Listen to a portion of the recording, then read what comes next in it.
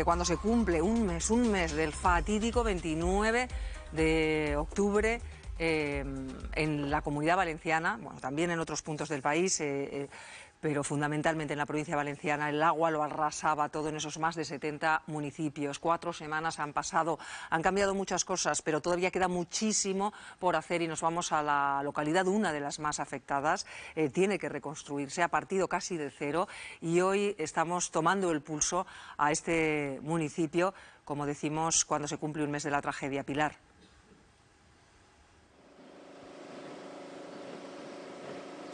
Sí, aquí la sensación entre los vecinos de Paiporta es que sí, se ha avanzado, pero dicen que se hace de manera muy lenta. Nosotros lo que nos hemos encontrado al llegar, sí que es cierto que las calles están más limpias, el lodo ha dado paso al polvo y se sigue trabajando sin descanso en sacar todo ese barro que todavía se acumula en cientos de garajes aquí en esta localidad.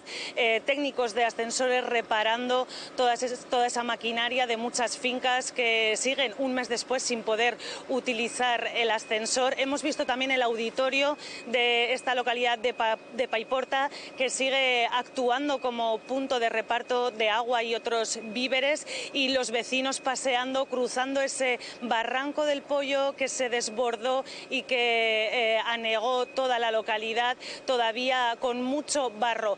Algunos echan ahí todo el lodo que van sacando de los bajos de las casas, de los garajes. También hemos visto maquinaria retirando para desahogar todo ese fondo del barranco aquí en Parques, donde van también echando todos los restos, y muchos militares, policías locales de toda España y otros operarios, bomberos, voluntarios de protección civil que trabajan sin descanso para intentar recuperar una normalidad que un mes después parece que no llega, y la sensación entre los vecinos es que tardará en llegar. Muchos seguían enfadados, nos decían que estaban vivos y lo aplaudían, pero que no tenían vida, que siguen sin poder ir a comprar a los supermercados, siguen sin poder llevar a sus hijos a los colegios. Recordamos que aquí en Paiporta ningún colegio de educación infantil y primaria está operativo, todos permanecen cerrados y sus trabajadores y los propios maestros y maestras están colaborando en las labores de limpieza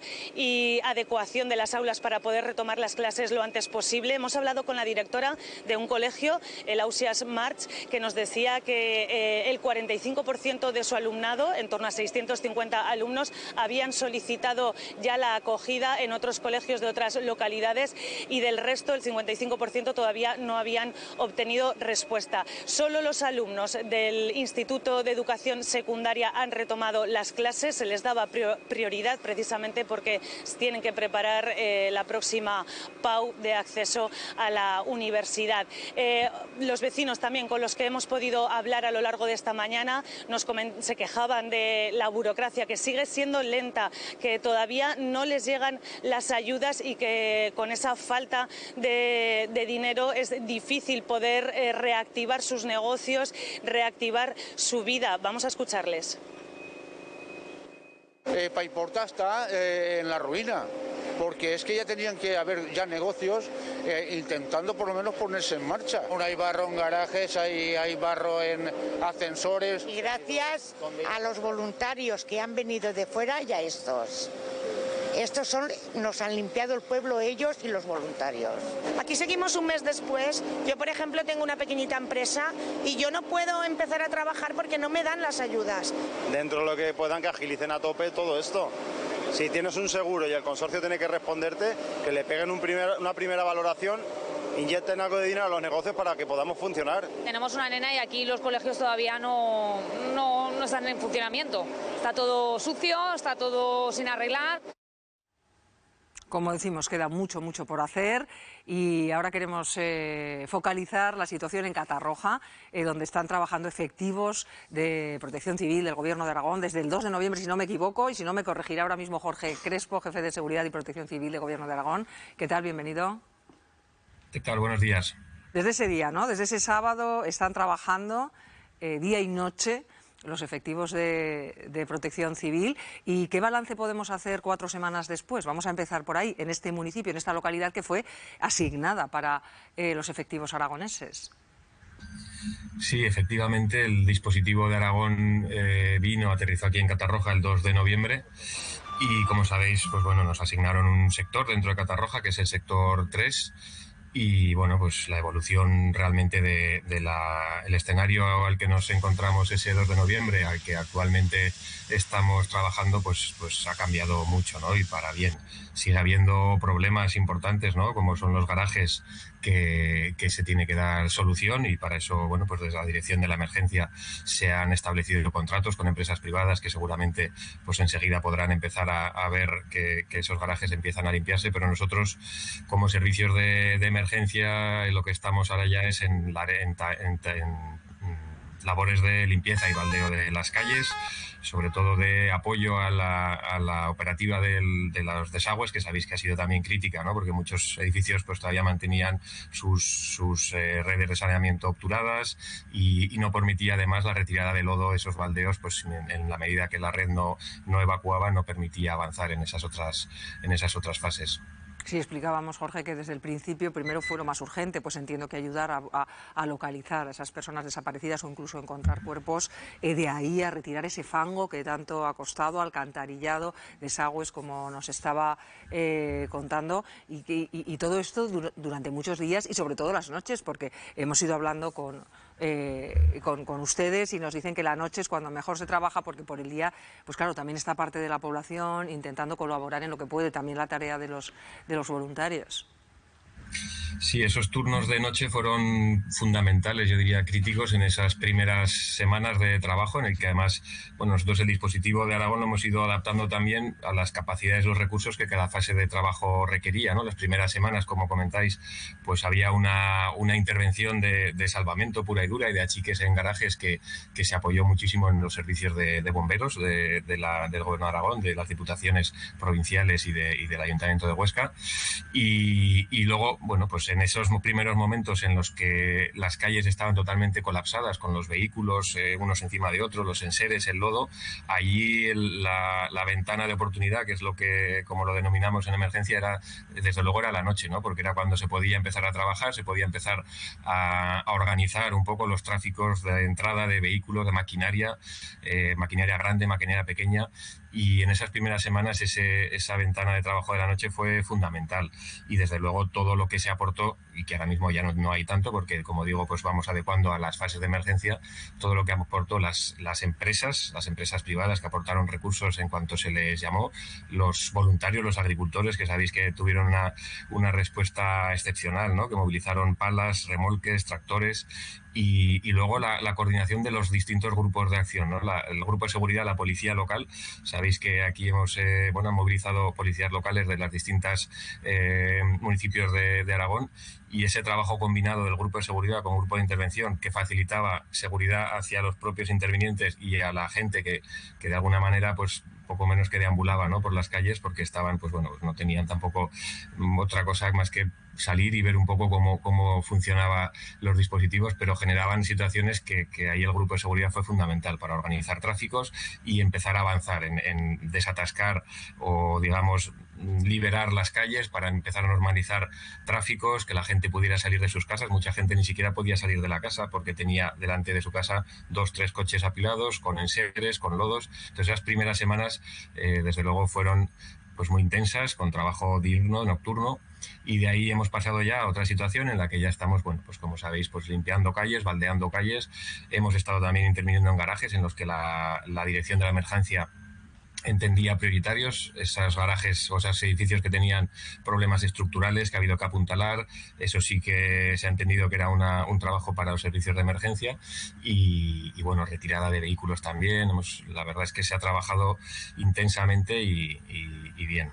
Mientras estamos hablando, se han estado viendo esa pequeña ciudad en la que se ha convertido, claro, pues todas esas tiendas de campaña, como entiendo, para poder utilizarlas, todos los efectivos, porque son muchos los que han ido yendo, tienen que dormir, comer ahí, y forman parte ya de esta localidad. Durante todas estas semanas hablamos en su momento con la alcaldesa de Catarroja, que nos decía que estaba eternamente agradecida y que esto ha creado casi un vínculo, ¿no? con esta comunidad entre Aragón y este municipio valenciano, que ahora es foco de nuestro interés.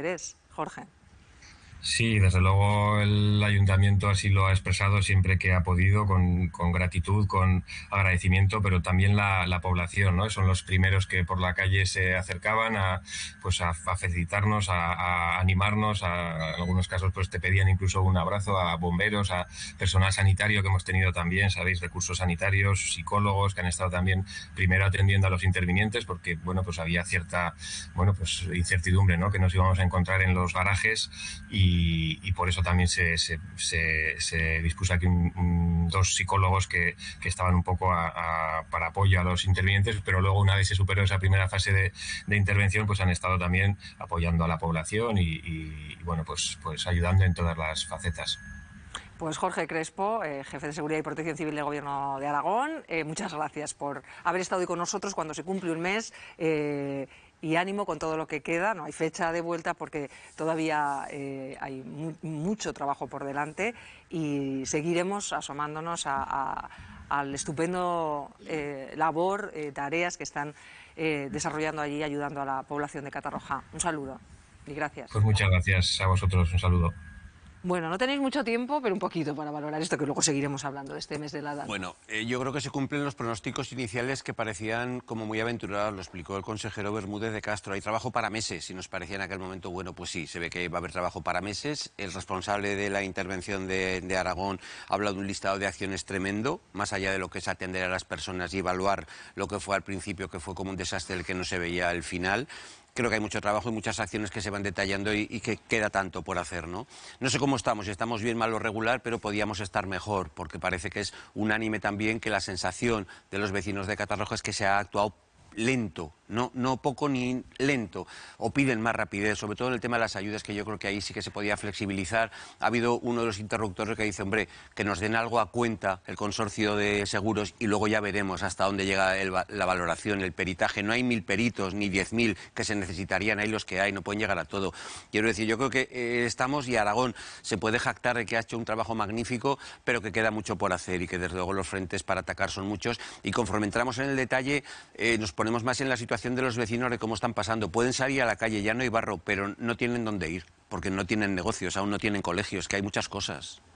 Hoy era portada en muchos de los periódicos las declaraciones de ciudadanos de la zona que decían, claro, no os olvidéis de nosotros. Eso nos lo dicen cada vez que hablamos con ellos, nos dicen, por favor, no nos dejéis solos. Que se acuerdan de La Palma. Sí, y claro, y repiten porque un mes después, y probablemente como el foco de la información a veces, sabemos cómo es este país, va cambiando un tema, se come al otro a la semana siguiente. Y más ahora. Pero tienen una situación muy complicada, 1000 colegios, o sea, miles de niños están sin escuela, 1000 garajes están todavía lleno de lodos y con los coches y con riesgo de desplome. Hay que también contar los polígonos industriales, empresas a las que no se puede ir a trabajar, o sea, hay actividad económica cero, no hay metro, cercanías tienen muchas dificultades para llegar, no hay coches porque están todos destrozados. O sea, la situación sigue siendo de emergencia, llamémosle como queramos. Y yo estoy contigo diciendo que yo creo que se está actuando lento. No sé de quién es la responsabilidad, si de la administración autonómica y de la estatal o compartida, pero creo que hace falta un liderazgo político en esta situación, alguien que pueda bajar a la calle con los vecinos y explicar las cosas. Y yo creo que ahora mismo el presidente de la comunidad autónoma no tendría esa capacidad de interlocución con los vecinos. Creo que también están muy enfadados. Hoy salió una encuesta con el gobierno central que parece que se ha actuado tarde y también con ausencia de liderazgo, y yo creo que ha pasado un mes y tienen unos problemas gravísimos. Es poco tiempo, pero como decía Miguel, pero creo que desde luego algo falla y tendrían que empezar a plantearse de nuevo cómo es la dirección de esta reconstrucción. Pilar. Es verdad que la emoción que más hay aquí, y lo ha expresado Jorge, es la incertidumbre, ¿no? Y para trabajar cualquier tipo de incertidumbre, la clave es la planificación. Obviamente va a haber cosas que no están bajo su control, y luego ya, si tenemos más ratito, puedo dar algún apunte y algún consejo en este sentido, pero sí que es cierto que en el momento que existe esa incertidumbre, pero porque es real, porque es que nadie sabe cómo continuar para mejorar esa situación, y al final es cuestión de tiempo. Por muy lento que vaya, es algo que es cuestión de tiempo y que porque ahí muchas veces no hay responsables de que esas cosas se resuelvan antes o después. Entonces sí que es cierto que ante esa incertidumbre la comunicación por parte de las personas que competan para darles de alguna forma una proyección y una meta y una estructura en esa planificación de mejoría vendría muy bien para trabajar el cuadro emocional que obviamente se desprende tanto en niños como en adultos como en los intervinientes que comentaba Jorge.